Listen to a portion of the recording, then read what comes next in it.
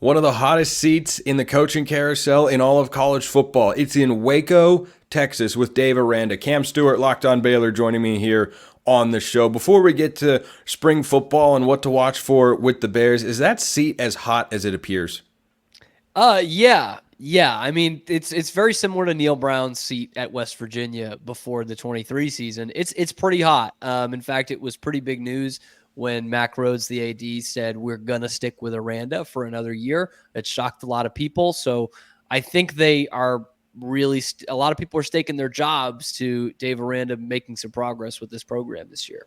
So last year, most things, almost everything that could go wrong really went wrong Pretty much, for yeah. Baylor. It was not good. Yeah. It was not good. And this is the same head coach that once upon a time led Baylor to a Big 12 championship, that prevented Oklahoma State from, in all likelihood, getting to the college football playoff. That was 10-2 Baylor, 11-1 Oklahoma State. That was just a couple of seasons ago. Why have things deteriorated? Yeah, and honestly, it's a great question because I think the way we look at it now in hindsight was Dave Aranda was winning with still a lot of Matt Rule's guys. That was Aranda's second year in Waco, a ton of seniors on that team who had started to get playing time under Rule and kind of perfected their craft in that 21 season, which, yeah, wasn't that long ago. Big 12 champs, Sugar Bowl champs, top 5 finish. And since then, the recruiting has been a huge struggle. One thing they are banking on is that they had a lot of starters last year who were young, freshmen and sophomores, and hoping for them to take the next step. But it was definitely a lot of recruiting going wrong and maybe not having the best system in place. They ran the wide zone the last couple of years, and that really, once you started getting Aranda's players in the door, that stopped working. The numbers have dropped precipitously the last 2 years, offensively in general, but especially in the rushing game. So now they're going in with yet another new offensive system with Jake Spavital, and hopefully that covers up a lot of the deficiencies that they've had of getting top-end players through the door. Yeah, the Jake Spavital hire, I think, is a really good one. He did great stuff at Cal last year, helped the Bears become a bowl team when they didn't have supremely high expectations. Their win total was 4.5. It got bumped up to 5.5, and they ended up going 6-6. And after missing a bowl game for a couple years in a row, Justin Wilcox was able to kind of stabilize his job as Cal has gone into the ACC. Now, Baylor's not entering a new conference here, but certainly you have to look at what Spavital did as the offensive coordinator with, a defensive head coach in Justin Wilcox for the Bears, and think that makes Baylor fans feel a little bit better, right? Yeah, honestly, and I was singing Spavital's praises from the beginning. I think when you looked at it realistically, he was the best option you were going to get, because it's an unstable coaching situation. You don't know if the head coach is going to be canned in October of this year. So not a lot of people are jumping at that offensive coordinator job. He already has fired 2 offensive coordinators in his first 4 seasons at Baylor. But I love what Spavital brings. You look at everywhere he's been, the quarterbacks he's worked with, the coaches he's worked under, and there's been success everywhere he's gone. And he took Cal up by like 9 points a game last year in a 1-season jump. That's incredible. He took them from the worst rushing team in the Pac-12 to like 4th best in rushing yards per game. Jaden Ott was first team all Pac-12. A lot of great running backs. You know who first team was? Jaden Ott, because he led the Pac-12 in rushing.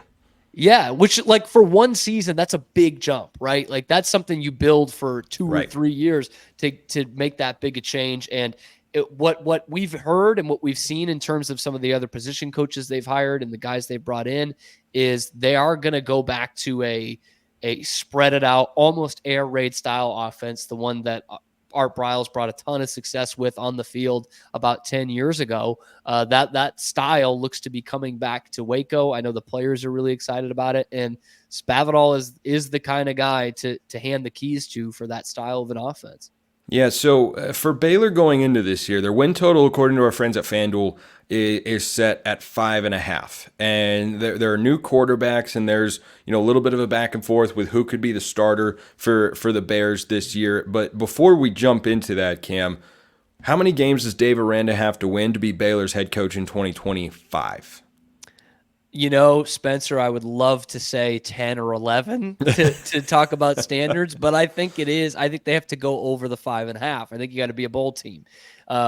It's one of those things where he's kind of living year to year, and I think getting to a bowl game after missing this past year, being 6-7 the year before, that's what will probably do it. 7 or 8 would make you feel pretty good in terms of progress from a 3-win season a year ago. Jake Spavital, as we talked about, comes in as the OC. What is the quarterback situation he's dealing with in a conference that, frankly, I think is flying under the radar as one of the best quarterback conferences in all of college football in the Big 12? Yeah, especially after having kind of a down year a little bit last year, and especially when you look at going into the draft. But in terms of the Baylor situation, it's still up in the air, but the smart money is on Daquan Finn. He transferred in through the portal in January. And he is the former MAC player of the year, had all kinds of success at Toledo, which I know is a step down from the Big 12, but a tremendous athlete. Really makes a lot of something out of nothing kind of plays. And so he is the odds-on favorite. There is Sawyer Robertson, who transferred in from Mississippi State before last season, kind of got thrown into the fray a little bit, had some bright spots during the season, but was the backup the whole year. And this offense certainly suits him more than the wide zone did last year. So I'm leaning towards Daquan Finn, who is a scrambler, good deep ball thrower. Dave Aranda called him, an 11th guy you have to defend, which not all quarterbacks are. I mean, even some of the good ones don't get out of the pocket. You need to key on them all the time. But Daquan Finn is that, and that's who I expect to be Baylor's starter. Next Saturday, April 20th, is Baylor's spring game in Waco. What are you watching for most in that game?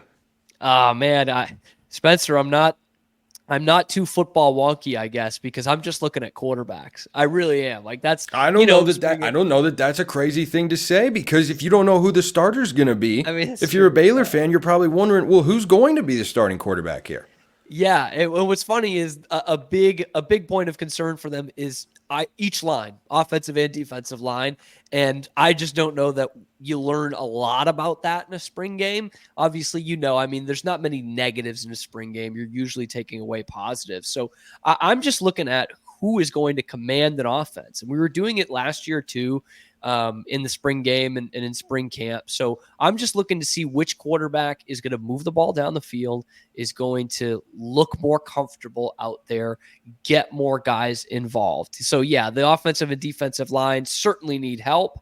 But in terms of the spring game, I'm looking quarterback, a little bit of outside receiver, but really that signal caller is who I'm looking at. Yeah, I think that in a Big 12 that has got, a couple NFL caliber guys like Shedeur Sanders in it. You've got Noah Fafita in there as well. Not sure what his NFL draft prospects are. You've got Cam Rising in the league. You've got Jalen Daniels in the league up at Kansas. You've got Avery Johnson set to take the reins over at Kansas State. It's a conference where you can't afford to be just okay or just scraping by or just have someone, a quarterback that is, he's fine. Right. If you have that, you're not going to contend for a Big 12 championship or do anything of the sorts. Can Baylor's quarterbacks be at least average or slightly above average?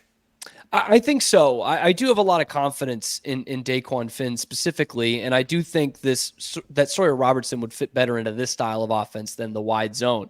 I think that's a good point. There's such great quarterback play in this league, and you don't have to be, a huge football IQ guy to know that there's basically one position on the field that can potentially win you a couple games that you would have lost with someone up, below average. And I think that's how Baylor and Baylor fans will look at this situation. Is there are very few, they needed a lot of help in the portal, and there's really only one position that you could key on that might win you a game that you wouldn't have otherwise won. And so I think they can be above average. I think Daquan Finn has plenty of upside, and I think he can play in this league.